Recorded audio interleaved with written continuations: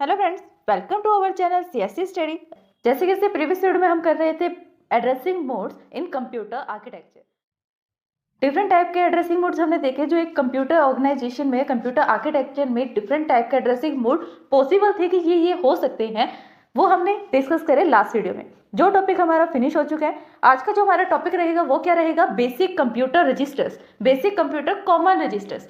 Meaning क्या है इसका कि बेसिक कंप्यूटर आर्किटेक्चर में कौन से ऐसे कंप्यूटर रजिस्टर्स हैं जो बेसिक हैं कि ये तो होंगे ही होंगे कंप्यूटर ऑर्गेनाइजेशन में या फिर सीपीयू में। तो फर्स्ट जो हमारा आता है रजिस्टर का टाइप, वो कौन सा टाइप है? Data register. अब जैसे कि इसका नेम ही सजेस्ट कर रहा है कि डेटा रजिस्टर क्या होता है। क्या होता है डेटा रजिस्टर? रजिस्टर का मीनिंग होता है कि रजिस्टर एक ऐसा डेटा या ऐसा रजिस्टर जो बिट्स को कंटेन करेगा, स्टोर करेगा। एंड डेटा रजिस्टर का मीनिंग क्या बनेगा कि ऐसा रजिस्टर जो डेटा को कंटेन करता है ना। डेटा रजिस्टर का मीनिंग यही बनेगा कि जो डेटा को कंटेन कर सकता है वो होता है डेटा रजिस्टर। अब इसकी थ्योरी में क्या लिखा हुआ है?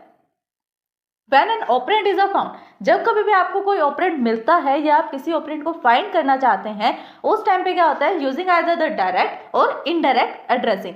चाहे तो आप उसको डायरेक्ट मेथड से फाइंड कर रहे हैं या इनडायरेक्ट मेथड से फाइंड कर रहे हैं, बस आपको ऑपरेंड मिल रहा है। अब डायरेक्ट और इनडायरेक्ट मेथड क्या है? ये हमने एड्रेसिंग मोड में देखा था कि direct register mode, direct memory mode, indirect register mode and indirect memory addressing mode. अभी हम रजिस्टर्स की बात करें तो डायरेक्ट और इनडायरेक्ट रजिस्टर भी या डायरेक्ट और इनडायरेक्ट एड्रेसिंग भी किससे रिलेट करेगा? रजिस्टर मोड से।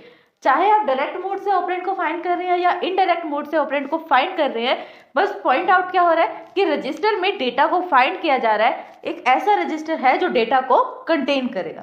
अब डेटा को रजिस्टर में फाइंड करने के लिए ये पॉसिबल भी तो होना चाहिए ना कि डेटा जो है वो रजिस्टर में ही सेव है। अगर डेटा रजिस्टर में सेव है तो उसको हम क्या बोलेंगे? Data register. कि एक रजिस्टर है जो डेटा को सेव कर रहा है, कंटेन कर रहा है।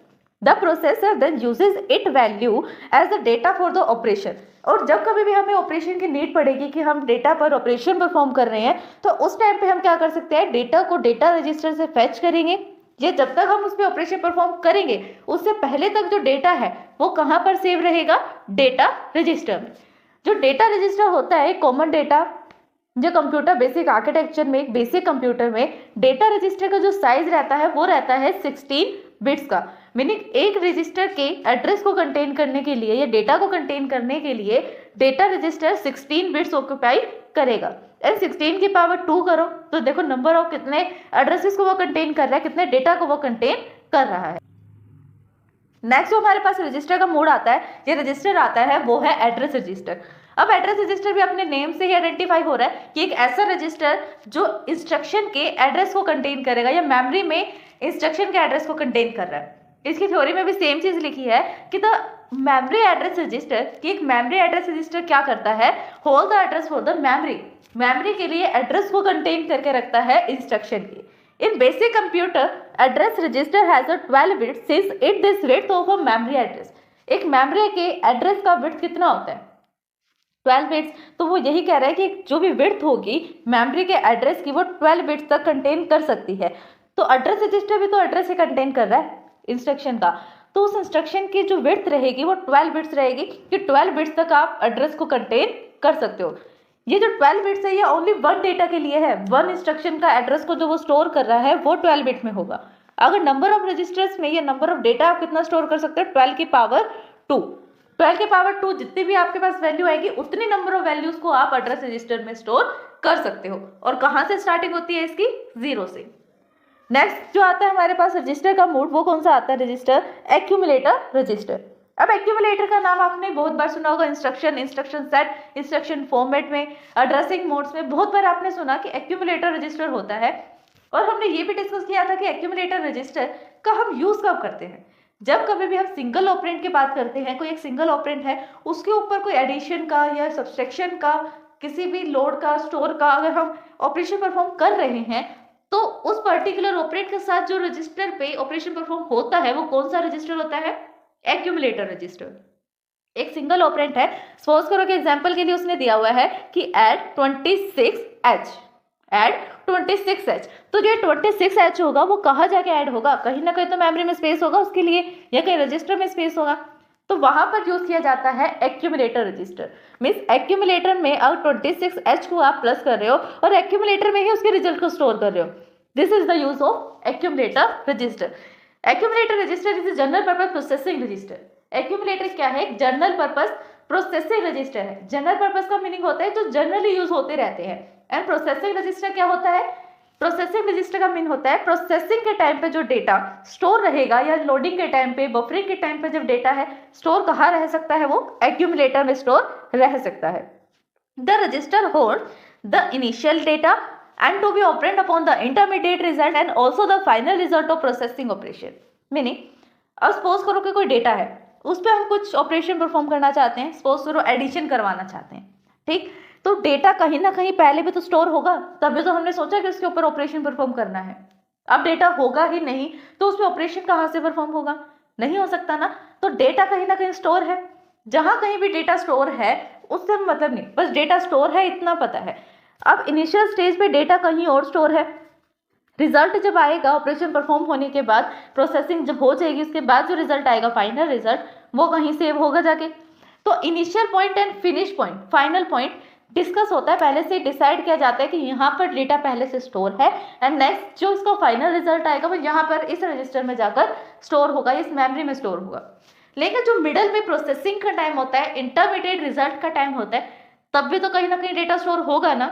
तो जहां पर वो डेटा स्टोर होगा इंटरमीडिएट रिजल्ट, वो कौन सा रजिस्टर होता है? एक्यूमुलेटर रजिस्टर होता है। और एक्यूमुलेटर रजिस्टर जो है सीपीयू में कितने बिट्स तक का स्पेस लेता है? 16 बिट्स का। नेक्स्ट जो हमारे पास आता है वो आता है इंस्ट्रक्शन रजिस्टर। अब इंस्ट्रक्शन रजिस्टर क्या होता है? नाम से सजेस्ट कर रहा है ये भी। इंस्ट्रक्शन रजिस्टर का मीनिंग एक ऐसा रजिस्टर जो इंस्ट्रक्शंस को फॉलो कर रहा है, उसको कंटेन कर रहा है इंस्ट्रक्शंस को। The instructions read from the memory is placed in the instruction register. Instruction जो हमने मेमोरी से रीड करी है, मेमोरी से रीड करी है, फेच करी है, या कहीं से भी वहां से हमने डेटा को उठाया है मेमोरी में से, तो जिस भी इंस्ट्रक्शन को हमने मेमोरी में से रीड किया है उस रजिस्टर, उस इंस्ट्रक्शन को हम कहीं ना कहीं स्टोर करेंगे ना। तो उस इंस्ट्रक्शन को स्टोर करने के लिए एक प्लेस होती है जो होता है इंस्ट्रक्शन रजिस्टर। अब सिंपल सी बात है, इंस्ट्रक्शन रजिस्टर क्या स्टोर करेगा? इंस्ट्रक्शन रजिस्टर उस इंस्ट्रक्शन को स्टोर करेगा जो मेमोरी में से रीड की गई थी। और ये कितना स्पेस लेता है मेमोरी में? कितने बिट्स तक का डेटा स्टोर कर सकता है? 16 बिट्स तक का। नेक्स्ट जो आता है वो आता है टेम्परेरी रजिस्टर। टेम्परेरी रजिस्टर क्या होगा? एक ऐसा रजिस्टर जो टेम्परेरी डेटा को स्टोर करता है, मतलब कुछ टाइम के लिए टेम्परेरी स्टोर कर लेगा, बाद में वो डेटा कहीं पे भी जाकर स्टोर हो सकता है। The temporary register is used for holding the temporary data during the processing. अब इनिशियल स्टेज फिक्स्ड है, रिजल्ट वाली स्टेज फिक्स है कि रिजल्ट जब आ जाएगा तो उसको कहाँ स्टोर करना है, लेकिन प्रोसेसिंग के टाइम पे भी तो डेटा कहीं ना कहीं रहना चाहिए ना। जब प्रोसेसिंग होती है तो उस टाइम पे डेटा रहता है टेम्परेरी रजिस्टर में। और ये कितने बिट तक का डेटा स्टोर करेगा? क्या साइज होता है इस रजिस्टर का? 16 बिट। नेक्स्ट आता है इनपुट रजिस्टर। इनपुट रजिस्टर क्या होता है? The register is use for the input. एक ऐसा रजिस्टर जो इनपुट के लिए यूज किया जा रहा है। The input register receives N 8 bit character from the input device. एक इनपुट रजिस्टर क्या करता है? इनपुट डिवाइस से जो डेटा आ रहा है 8 बिट तक का डेटा वो स्टोर कर लेता है। कोई भी इनपुट डिवाइस हो सकता है, कोई कीबोर्ड हो सकता है, माउस हो सकता है, माउस से या कहीं से भी कोई इंस्ट्रक्शन आ रही है, ये एक इनपुट डिवाइस है। इनपुट डिवाइस जो है 8 बिट करेक्टर का आपको कोई डेटा देता है, वो डेटा कहाँ जाके स्टोर हो रहा है? इनपुट रजिस्टर में। फिर आती है बात नेक्स्ट रजिस्टर की जो है आउटपुट रजिस्टर। अब आउटपुट रजिस्टर क्या होता है? This register is use for the output. Output register है, सिमिलरली उसका नाम ही बता रहा है कि जो आउटपुट के लिए यूज होगा, आउटपुट को स्टोर करेगा। अब कोई ना कोई आउटपुट डिवाइस भी होगा, अगर इनपुट डिवाइस है तो आउटपुट डिवाइस जो डेटा या रिजल्ट आपको देता है स्टोर करने के लिए कंप्यूटर में, वो कहाँ जाके स्टोर हो जाता है?